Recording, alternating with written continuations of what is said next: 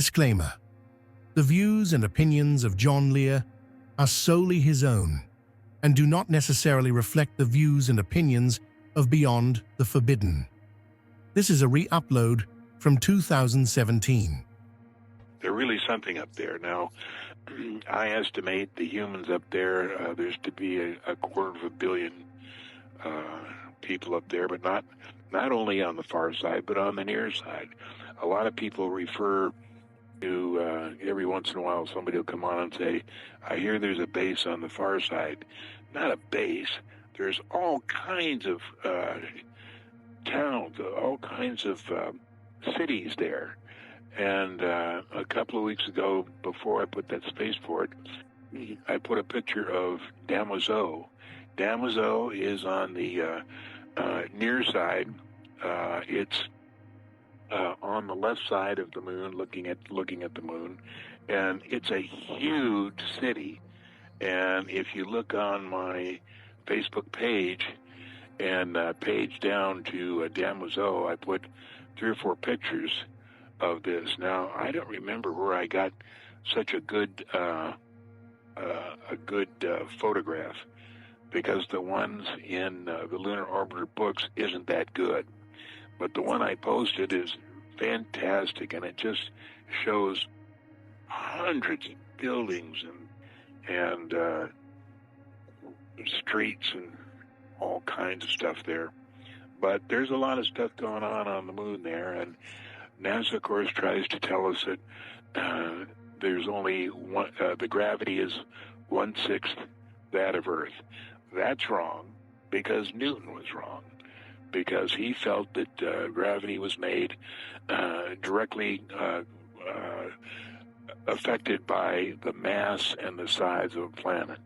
It has nothing to do with the mass or the size, and the actual gravity on the moon is 68.71% of Earth's gravity.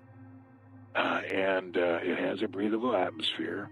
And in the next, tomorrow, I'm posting a photo that was taken by the Yerkes Observatory in 1946.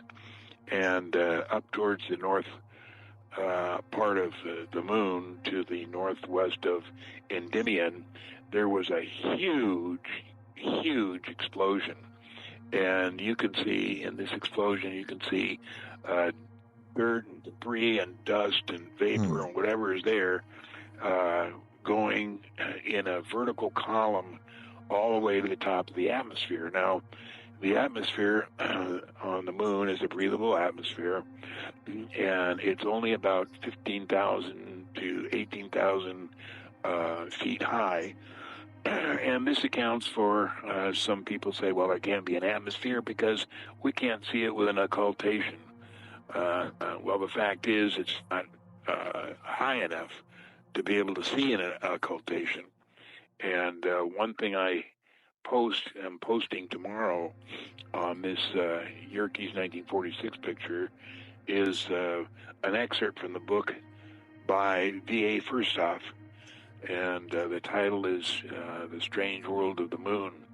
And he tells, when he was researching the moon, that he could see an atmosphere, and he tells how he saw it, even though it wasn't very thick.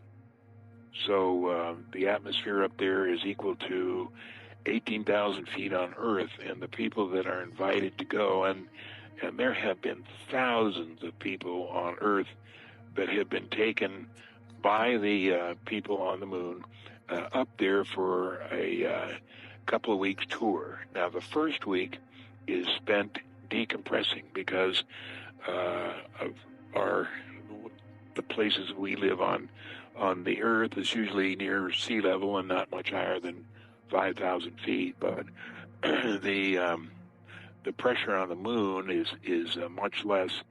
It's equal to 18,000 feet here on Earth, and you have to decompress for about a week before you can get to the point where you'll be able to walk around and exist on the moon without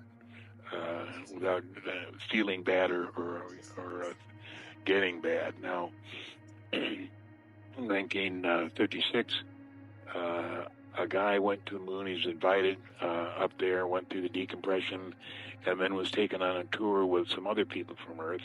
His name was Howard Menger, and he did have a website for many years, and just recently we found out that it's not there anymore. He died a few years ago, and his daughter kept it going, but for some reason it's not up there anymore now. Howard wrote a book called Our Grand Canyon. From Outer Space to You by Howard Menger? Yeah, that's it. Okay. From Outer Space to You. Okay, so in the book he talks about all the places he went, and then when he came back, he became an advisor to the Pentagon on what was going on the moon. And he was an advisor for many years, and that's how the Pentagon knew what was going on up there. Anyways, welcome to the show, John. How you doing, man? Hey, Mike, thanks. Everything's great. So tonight, we're going to talk about a few things within this next hour. But, of course, you don't need an introduction, John. You're one of the few people that doesn't need an introduction. But but you posted on Facebook a few days ago of these images that you of the moon, of the spaceport on the far side of the moon. And I'll give the link in the description so the audience can see these images as well. And me and Brad discussed this a little bit today with these images that you posted. And you also put on here, quote, "Our thanks to NASA and its owners and operators, the generals and admirals in the Pentagon who continue to deceive the public about their true intentions and who jealously guard any information acquired about the moon through the unacknowledged courtesy of the public whose stolen taxes paid for it." John, remarkably said, my friend. Well, the one at the spaceport, a friend of mine in Florida found it, and actually he didn't see the spaceport. He saw the what he thought was a crater, but it wasn't a crater. It was a saucer parked at the spaceport. So I started enlarging this, and I have, by accident, I got some pre-1970 NASA picture books of the Lunar Orbiter. Now, the Lunar Orbiter was a series of 5 orbiting cameras that they sent around the moon to take pictures, allegedly for the best place for Apollo to land. Now, we all know now that Apollo was fake. They never went to the moon. They never got more than 500 miles out into space because of the Van Allen belt. But they did get these pictures with a camera that Lockheed made, and they called the Lunar Orbiter. And what happened is they'd take the pictures and then develop them as it was orbiting the moon, and then send it back to Earth. And down in Houston, they had a special room where they'd receive these pictures, and they would make them into 15 by 20 photographs. And so they made 2 books. One is SP200, and the other's, I think, SP220. And it explained how the orbiter worked, and it had pictures of the moon, and it had diagrams of where the camera was pointed. And so when I saw this picture that this guy, Brad Sage, sent me, I looked to see if there was a picture in one of these books. Now, NASA, in 1965, 1966, 1967, were not really into a lot of airbrushing. They knew there was stuff up there, and they didn't want us to know. And they did airbrush a little, but not in the way that they started in 1970 in earnest. So if you can get books before that they have, you're liable to find some really good stuff. And I did find the original picture of the spaceport that they had failed to see an airbrush. And so I enlarged it, and it's obviously there's a terminal, and it has 3 wings, and there's a saucer parked there. And then over on the left side of the photo is a control tower, and it's just exactly like control towers we have here on Earth, and everything looked real nice. So this is one of the photos that I post on the different places that I go. Open Minds used to be a place where I posted. And then a couple of weeks ago, I got interested in Facebook and started putting these photos on Facebook. And I can tell you one thing.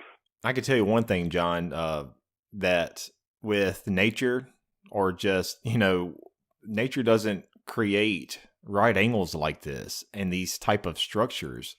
And you can definitely tell this is not naturally made. And the thing is, I agree with you. I've been very familiar with your work for quite some time now. Your research is one of the key factors of my awakening to this mysterious knowledge that we are trying to and search for the truth for. But these with NASA, and just like I said, I listened to you on other interviews, and I believe you have stated that we never went to the moon with the Apollo missions. Now, let's say that we never went to the moon. How did we, and I agree with that, how did we, or the NASA, or some other deep cabal, some other rogue group out there, how did they get the intel, the intelligence about these structures on the moon? Because how did they get past the Van Allen belt, for one, to get these images on the far side of the moon, John? Well, the cameras can go, and the orbiting cameras can go. That Van Allen belt doesn't affect them. It's humans that the Van Allen belt affects, and ET put the Van Allen belt around Earth specifically so that we couldn't go anywhere. They don't want us in space until we're ready. We're not ready. We're like people, and we've got a lot of things to learn down here before they want us in space. Now, NASA tells us that there's 9 planets in our solar system. That's bullshit. There's 40 planets in our solar system. And of those 40 planets, each one of them has 2 or 3 moons. And the 40 planets and the 2 or 3 moons of each planet has at least 3 or 4 different types of civilizations. So there is so much going on, so much trade in minerals and farming and stuff like that. For instance, the people that live on the moon, they're humans just like us, except they're far, far more advanced. And they mine up there. Some of the pictures, specifically Lunar Orbiter 1-102, is a fantastic picture, and it was on the far side, and it was taken as the first lunar orbiter made the first orbit as it came around to the from the far side to the near side. And the picture is fantastic, and on Facebook I've posted some of those pictures. There's a guy, John Fountain Sr., who has made a video on Facebook, and he's made a video, a 3D rendering of not only the spaceport, but of the mining operation that was taken by Lunar Orbiter 1-102. And it just, hundreds of mining operations. There's roads and vehicles, and just all kinds of stuff up there. But the cameras took all those pictures. NASA tried to airbrush some of them, but they didn't make all of them. So every once in a while, we'll make a real nice discovery, and that was the Spaceport. Now, NASA sends out people on Facebook to say, what you guys are looking at is just just over contrasting. It's not really what you're looking at, and they try to downplay this stuff and say it's really nothing. But you're right. There's that kind of stuff doesn't happen in nature, and it's definitely not a pile of rocks, which these NASA disinforming agents try to tell us. There's really something up there. Now, I estimate the humans up there, there's to be a 250 million people up there, but not only on the far side, but on the near side. A lot of people refer to, every once in a while, somebody will come on and say, I hear there's a base on the far side. Not a base. There's all kinds of towns, all kinds of cities there. And a couple of weeks ago, before I put that spaceport, I put a picture of Damoiseau. Damoiseau is on the near side. It's on the left side of the moon, looking at the moon, and it's a huge city. And if you look on my Facebook page and page down to Damoiseau, I put 3 or 4 pictures of this. Now, I don't remember where I got such a good photograph, because the ones in the Lunar Orbiter books isn't that good. But the one I posted is fantastic, and it just shows hundreds of buildings and streets and all kinds of stuff there. But there's a lot of stuff going on the moon there, and NASA, of course, tries to tell us that there's only one, the gravity is 1/6 that of Earth. That's wrong, because Newton was wrong, because he felt that gravity was made directly affected by the mass and the size of a planet. It has nothing to do with the mass or the size, and the actual gravity on the moon is 68.71% of Earth's gravity. And it has a breathable atmosphere. And in the next, tomorrow, I'm posting a photo that was taken by the Yerkes Observatory in 1946. And up towards the north part of the moon, to the northwest of Endymion, there was a huge explosion.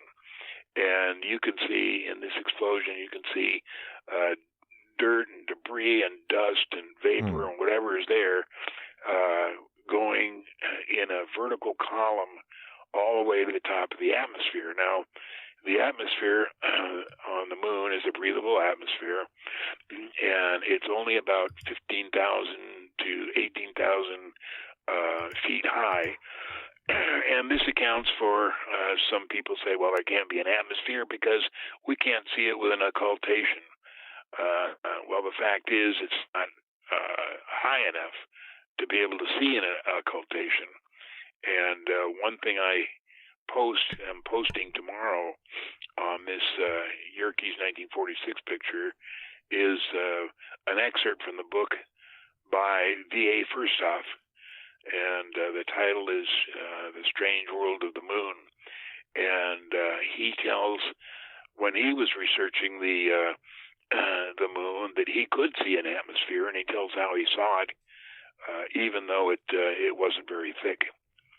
So the atmosphere up there is equal to 18,000 feet on Earth, and the people that are invited to go, and there have been thousands of people on Earth that have been taken by the people on the moon up there for a couple of weeks tour. Now, the first week is spent decompressing because of the places we live on the Earth is usually near sea level and not much higher than 5,000 feet, but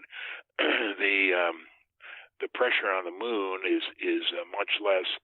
It's equal to 18,000 feet here on Earth, and you have to decompress for about a week before you can get to the point where you'll be able to walk around and exist on the moon without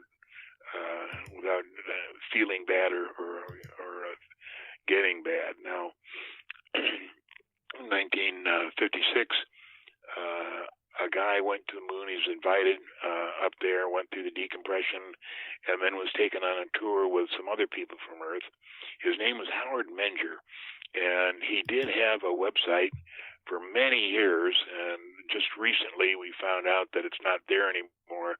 He died a few years ago, and his daughter kept it going, but for some reason it's not up there anymore. Now, Howard wrote a book called let's see, I think it's called The Moon and You, or I forget what it's called, but it's a fascinating book because he describes all the places he went on the moon. There was a monorail or actually a train up there that took a lot of the people that were invited from Earth all around to the different places. There's huge canyons, some much bigger than our Grand Canyon. From Outer Space to You by Howard Menger? Yeah, that's it. Okay. From Outer Space to You.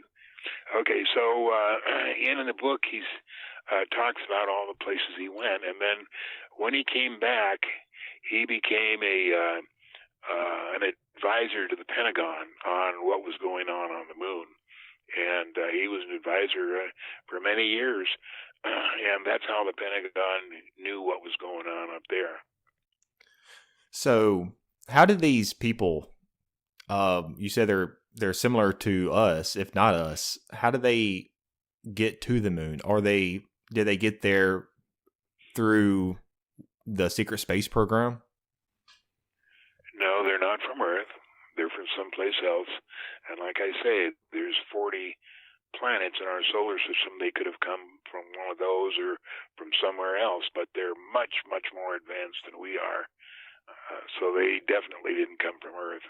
I may be asking you to speculate a little bit. Are these what maybe the ancients, and even, I don't want to get biblical or anything like that, but of the ancient texts talk about the Watchers, because the moon is pretty damn close to Earth, and they are watching over humanity to make sure that they keep us in check here on this prison planet? Yeah, I don't think they did. That job belongs to the Greys. Now, the Greys are androids. They come from Zeta Reticuli 2, and their job is they work for good ETs and bad ETs. There's no particular one set of ETs that they work for. Now, they have huge laboratories inside the moon, and that's where they do all their work. They, we used to think that the abductions on Earth were only 1 in 10 human beings, but the fact is, every single one of us are abducted almost every year of our lives. And the reason they abduct us is to be sure we have the latest upgrades in technology. They want to be sure that everything is okay. The ETs, I don't know who made us, but they're the ones that employ the Greys to check on us. And if we could, every once in a while, somebody will report seeing a flying saucer, but if we had a switch that would show how many flying saucers were in the air at any time during the day and night, people would be shocked. If you could turn a switch and show it, the sky would be black that there's so many saucers. because all of these saucers come down and they abduct people. They take them to the moon, and usually the trip from the time they take them, they always take them at night. From the time they take them out of their bed, put them in the saucer, go to the moon, go through the check that they need to go through and come back, is only about 45 minutes. My grandson was taken when he was 11 years old, and he came running into my den in the afternoon about 4 or 5 o'clock and said, Grandpa, I just went to the moon. I said, cool.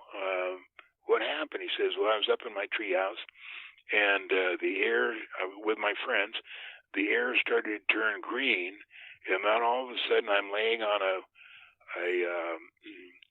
I'm in a hospital laying on a kind of a silver chrome-like bed, and there's a surgeon working on me, and there's tools that the surgeon was using that's flying all around, and he's using these tools, and I don't know what he did. So I said, well, what did the surgeon look like? And he said, I'll draw it for you. And I have a picture. The exact drawing that he put on it was a praying mantis, or is the closest to what we would call a praying mantis. And it's a very, very scary looking thing. And I said, well, didn't he scare you? Wasn't that scary? And he said, no, I was more concerned about what he was doing than being frightened. And that's the kind of story you'll get from most children, because they don't know enough yet to be scared about weird things like that. But, the same thing happened to my granddaughter, who I think is about 23 years old now. When she was 3, my daughter lived in Sun Valley, and her husband died shortly after Alexandra was born, and so one night Alexandra always stayed with her mother during the night, and this one night she came in and said, Mom, I want to sleep by myself tonight. And it was kind of shocking, and my daughter Moya said, "Oh, okay," and fixed up her room and her bed, and they, went to bed.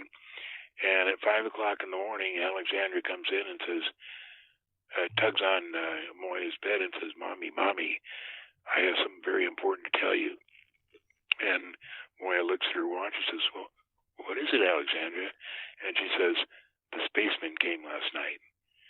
And Moya said, and he had never discussed with her any of that kind of stuff. Mm-hmm. She said, well, how many were there? And she said 5. And she counted on her fingers, 1, 2, 3, 4, 5. And, there's not much of the story after that, but about 6 years later,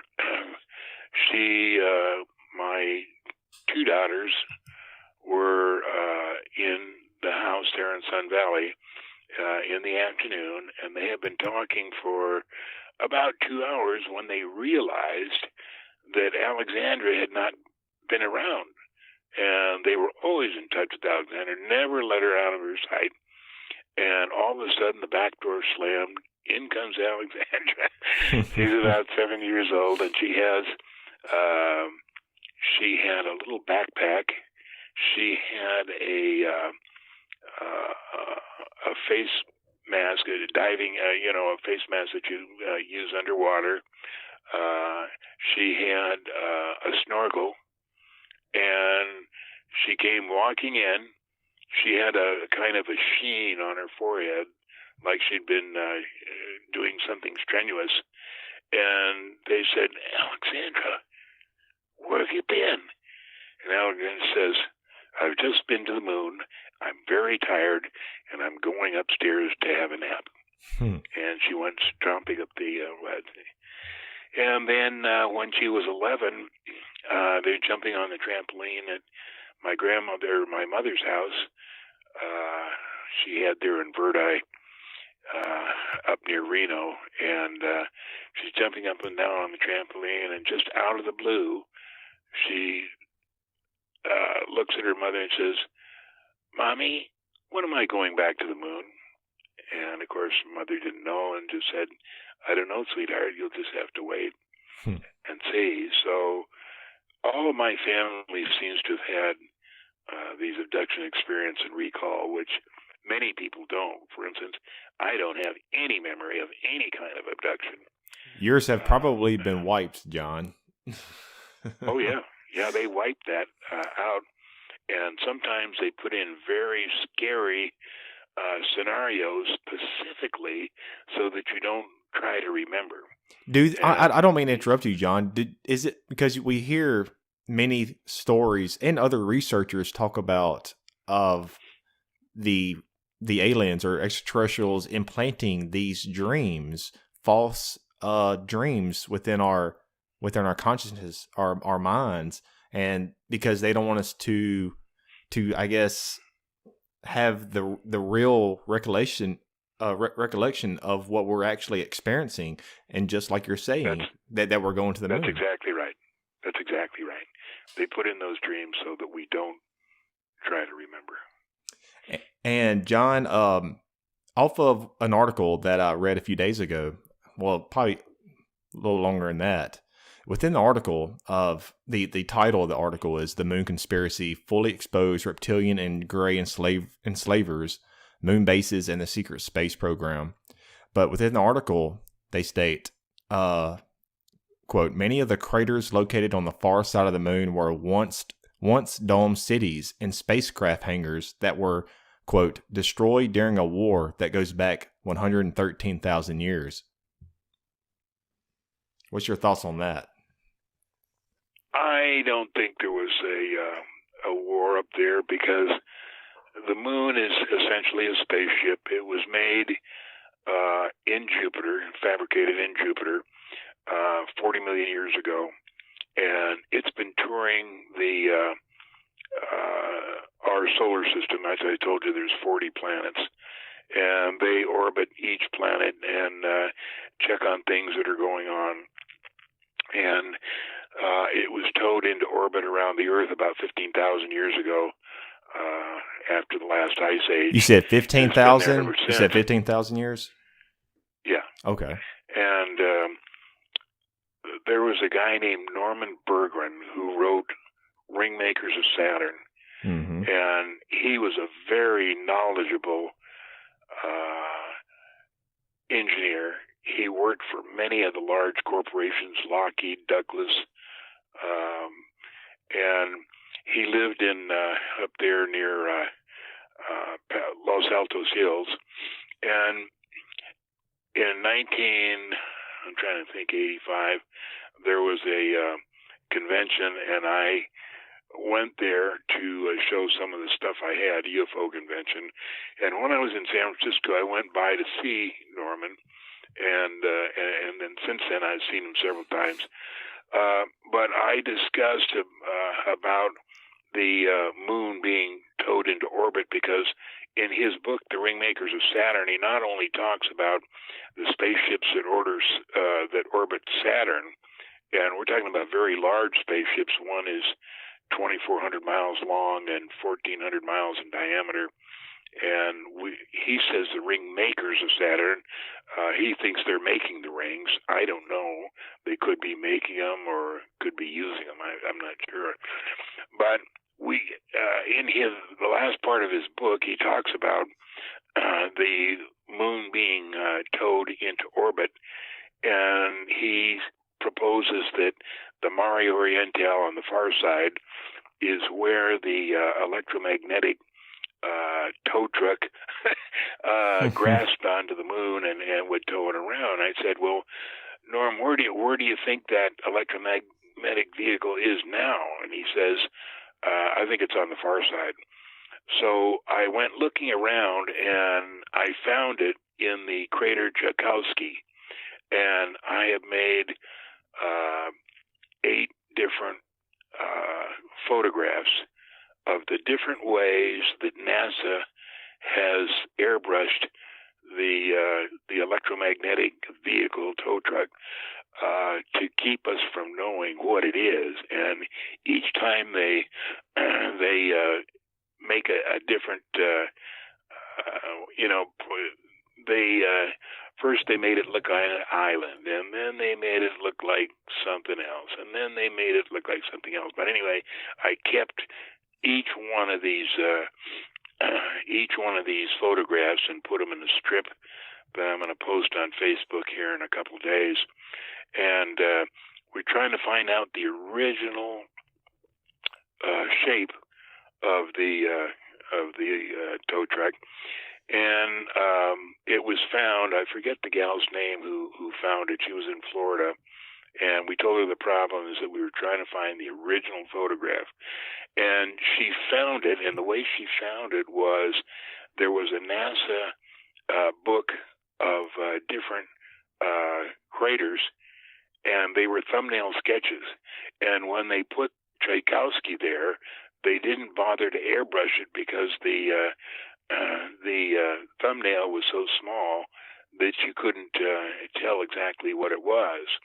And when NASA was doing all this shenanigans with the craters on the moon, they had no idea at all that 40 years later, the average Joe Blow would have available to him computer technology to be able to enlarge stuff from its original shape and see what was there. And of course, that's how we found it. So I'm going to post the original photo that the girl found in Florida of Tchaikovsky and what we think that the vehicle looked like that towed us into orbit.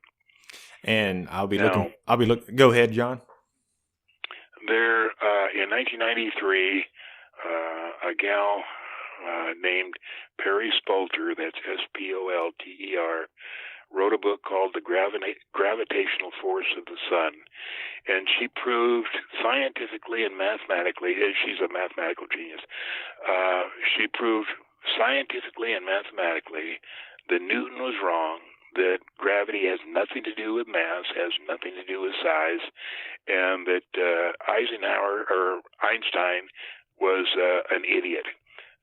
His theory of relativity, both general and special, is just pure nonsense, mainly because it's based on Newton's gravitational law of gravity. And so everything that Newton said about gravity is wrong. Everything that Einstein ever published about anything is wrong. He was just an idiot. And Einstein's friend, Simon Newcomb, was the head of the Naval Observatory in Washington, D.C., and this guy, Simon, went over to Paris in 1870 and discounted the lecture that I'm trying to think of the guy's name. See, I have it right here. See, I forget. He was a Danish astronomer, very knowledgeable, did a lot of work on the moons of Saturn.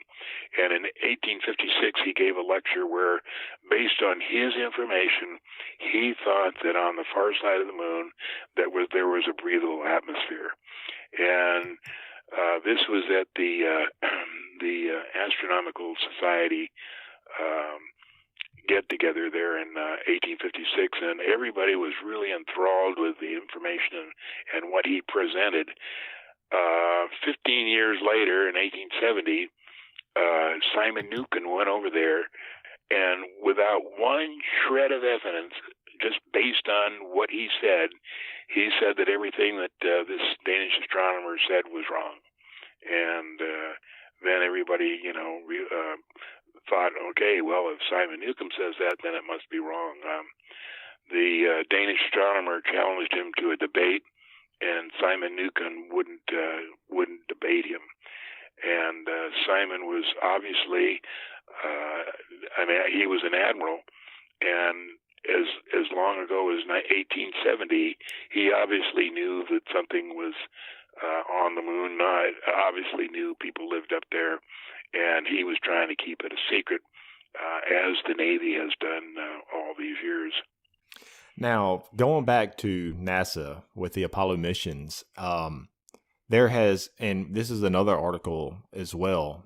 Neil Armstrong relayed the message to Mission Control that two large mysterious objects were watching them after having landed near the moon module, but his message was never heard by the public because NASA censored it. And okay, let's say that we never went to the moon physically, but you say that we sent probes and cameras up there. So let's say that's the case. Do you think that NASA or some other agency is actually seeing these objects up there on the moon, and that's the reason why we get these other things like Neil Armstrong saying that he saw UFOs on the moon, or other astronauts saying that they saw things around the moon or on the moon as well? Yeah, I don't know who put out that story. It's bullshit because Armstrong never went to the moon, and there's so much evidence. There's 3 or 4 books out, 3 or 4 videotapes. The one guy here that made a videotape on Stanley Kubrick. I'm trying to think of this guy's name. I think it's Weekend or something, but a very knowledgeable guy, and did a couple videos on how Stanley Kubrick faked the moonwalking.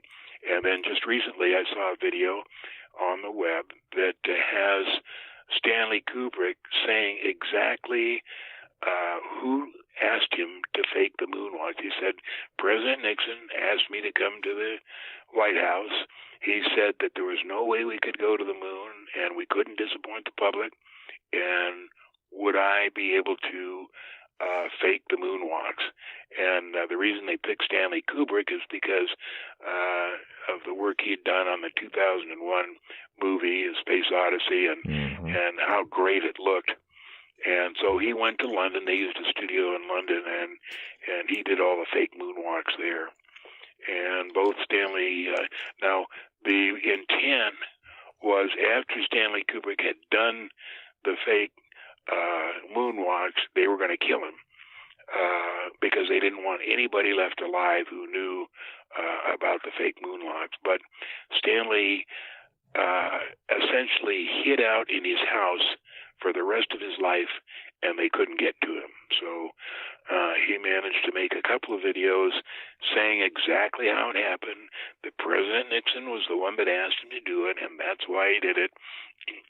And there's some photographic clips of the set that he did in London, and really a great guy. I'm not sure how long ago he passed away. I think it's several years. But there are a couple of good videos out there that show exactly how they faked the moonwalks. So what exactly was life? I might be asking you to speculate, but your knowledge in this field, because all the research that you have done, you have accumulated many other researchers' work over the years, and just whistleblowers, people that have talked to you under the table, fed you information, whatever. So, what was life on Earth before the moon got towed here by this gravitational tow truck or whatever it is that you talk about? What do you think life was like here on Earth? Were we more free people, or more free civilization here on Earth? And when this moon did get placed in orbit 15,000 years ago, did it kind of create this prison which we live in? Well, first of all, the Earth is between 13 and 16 billion years old. The 5.6 billion that NASA says is just bullshit. But in the last 13 to 16 billion years, there have been thousands of civilizations far more advanced than we are, very far more advanced on Earth. And the people who put those civilizations on here for whatever reason, it goes along for several thousand years, and then they decide enough of that experiment, and they shake and bake the Earth and toss it around and bury everything, and then start a new program. Now, that is the reason we hear stories about Atlantis and Plato talking about how far advanced it was and how far advanced they were. There's not only Atlantis, but there was thousands of civilizations before us that were far more advanced than we are that have been established on Earth. And those that's why we keep finding stuff underground. For instance, in the Appalachian Mountains, there was hundreds of pyramids, much larger than the Pyramid of Cheops in Giza, and pyramids all over the Earth, and they were some kind of power generators. And somebody told me how that worked, and I don't remember, but pyramids were essentially power generators. Now, the only one that's, there's a few left in South America. There's 3 in the Giza there in Cairo. I was fortunate enough when I lived in Cairo for 2 years, and the pyramid was still open. You could still go all the way inside and up to the different chambers, and I was fortunate enough to be able to do that before they closed it down. Now they won't let you go inside at all, and the reason was because the human sweat was destroying the structure in there, and so they quit letting people go in there. But when I was able to go in there, it was fascinating, crawling up those chambers and seeing how closely fit those blocks of stone, that weighed many, many hundreds of tons, and how close they were fit. You couldn't even put a razor blade in where they were fit together. And the stories we hear about the ancient Egyptians rolling up on logs and stuff like that is just pure nonsense.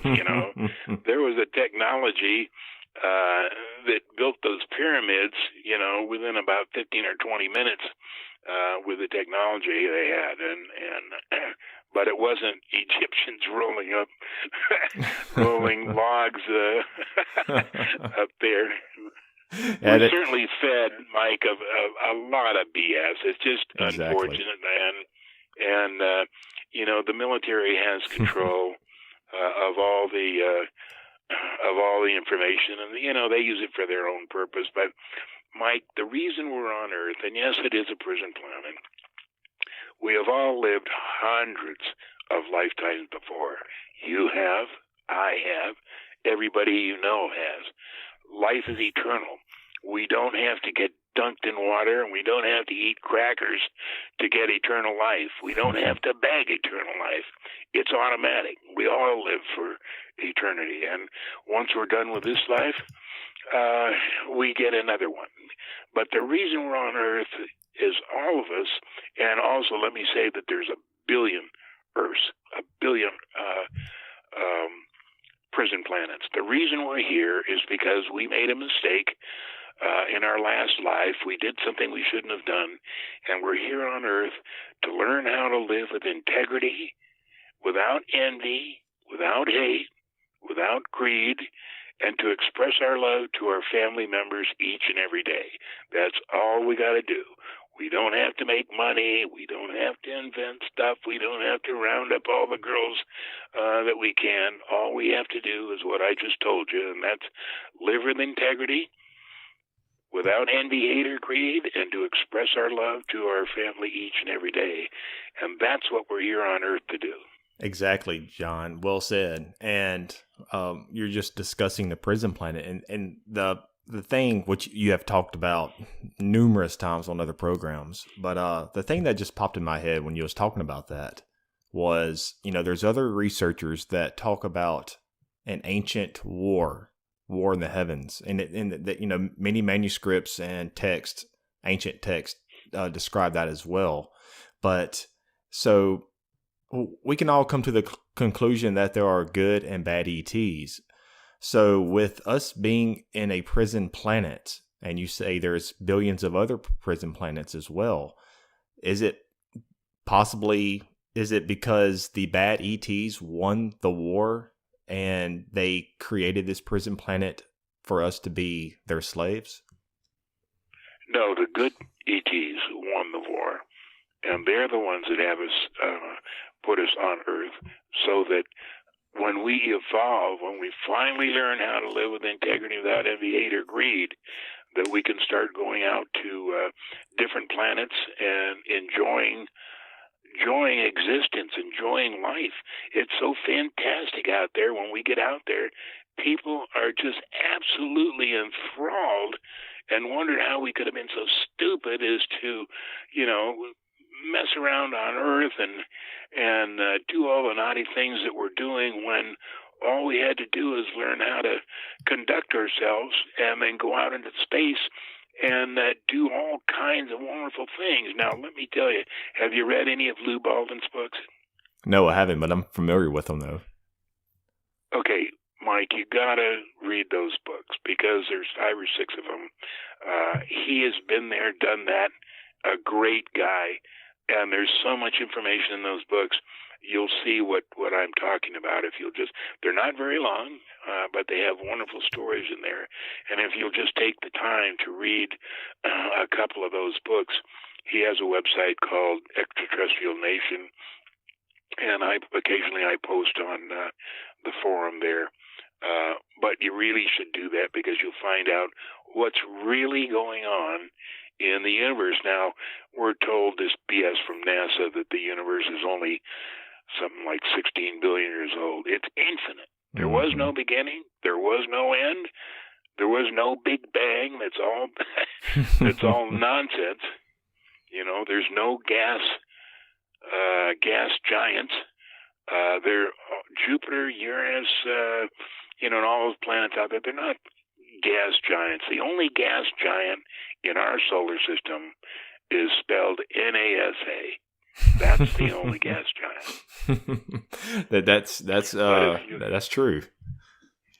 But Mike, if you just read a couple of Lou Baldwin's books, you'll really be informed on what life is really about and how fantastic it is out there. For one thing, when you get out there, to go from one side of the universe to the other takes a split second. There's none of this, using rockets or spaceships or anything like that. You all do it with your mind, and you travel to all these wonderful different places there are. And yes, there's bad ETs out there, and the wars that you hear about on Earth are always between good and bad ETs, and they're going on constantly. But sometimes the good ETs win, sometimes the bad ETs win. But that has nothing to do with us. We're here to learn how to live with integrity and without envy, hate, or greed. Are they working with certain governments of the world? Yes. I guess a two-part question: are they working with other governments of the world, our government as well, and why? Like, what agenda or what are they feeding? What type of information are they feeding our governments? Are they pretty much, or are many of our leaders in the past and to present, are they actually extraterrestrials? Absolutely. The framers of the Constitution were heavily influenced by ET. That's who helped them write the Constitution and the Bill of Rights and all that. And when a president gets elected, he gets a visit from ET, and they tell them, how they'd like to see things go. And that's very remarkable. And to round things up for this time, John, we got just a few more minutes together. What exactly, because you talk about the soul transmissions, explain to the audience a little bit about the soul transmissions, and does that correlate with the moon? Let's see, refresh my memory here. What the soul transmissions would? I thought I heard. I thought I heard you talk about soul transmissions, or something like that Okay. before. Okay. When you die, when you pass away, your soul, which is held in your body by blood, when you pass away, your soul, depending on whether you've been good or bad, is directed to another place. Now, when you die, for instance, when Steve Jobs passed away here a couple of years ago, his family was around his bed, and just about 10 seconds before the doctor declared him dead, he said, "Oh, wow. Oh, wow. Oh, wow." And what he was seeing was the lobby of where you go when you die.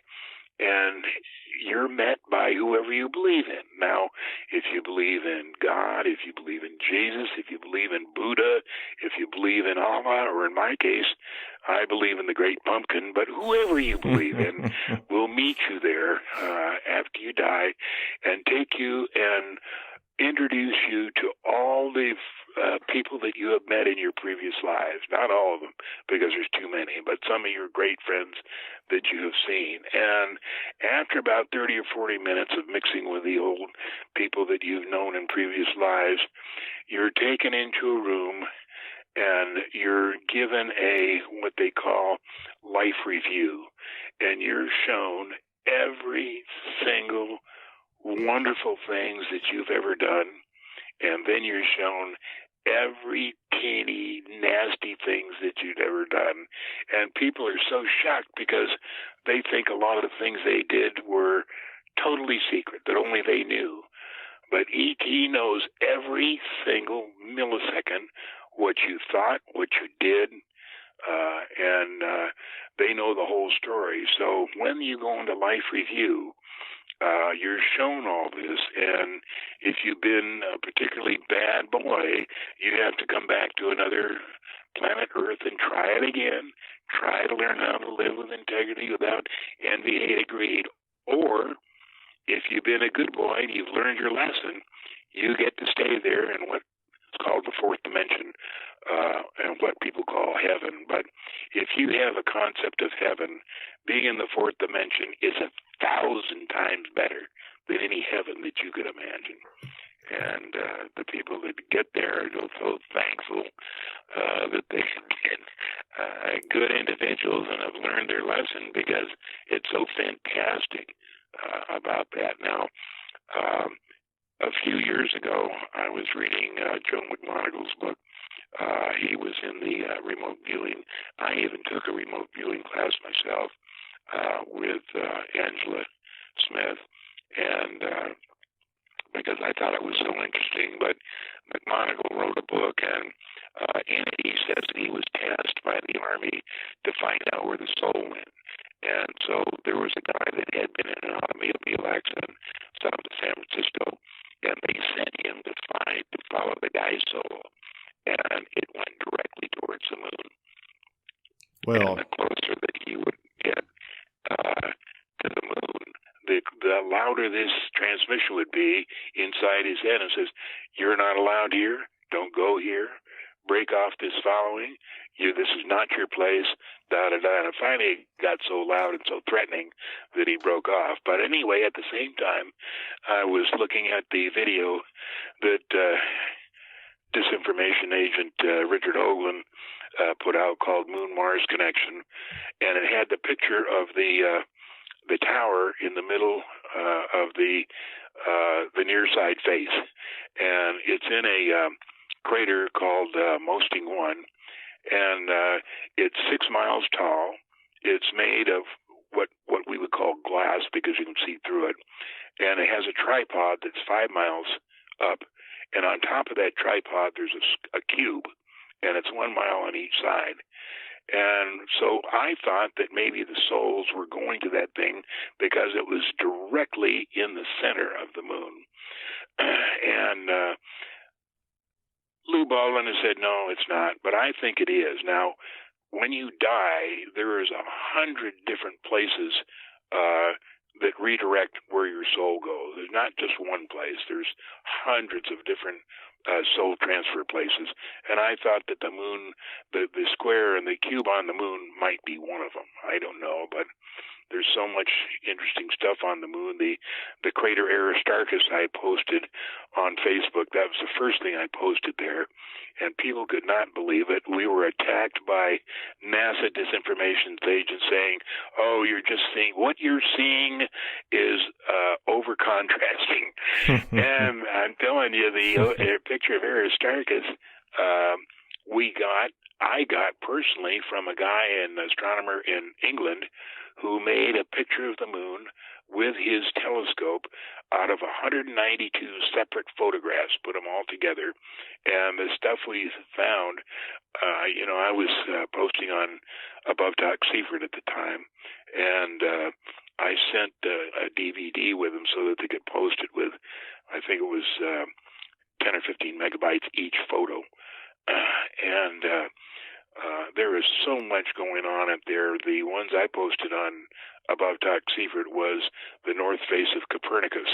And you can get those identical pictures if you go to thelivingmoon.com, which is a website that belongs to me and Zorgon. Zorgon is Ron Schmidt and has done fantastic work on showing all the stuff that's going on up there on the moon. Awesome. And wow. That's all I can say is wow. This hour has flown by with you, John. And I figured it would because, just like I said in the beginning of the show, this type of information that you research over the years makes me feel like a fat kid in a candy store because there's a lot of food for the mind, a lot of candy for the mind, and a lot of things to try to digest. And you take us down. Call me anytime, Mike, because to find a guy that has such an open mind as you is rare.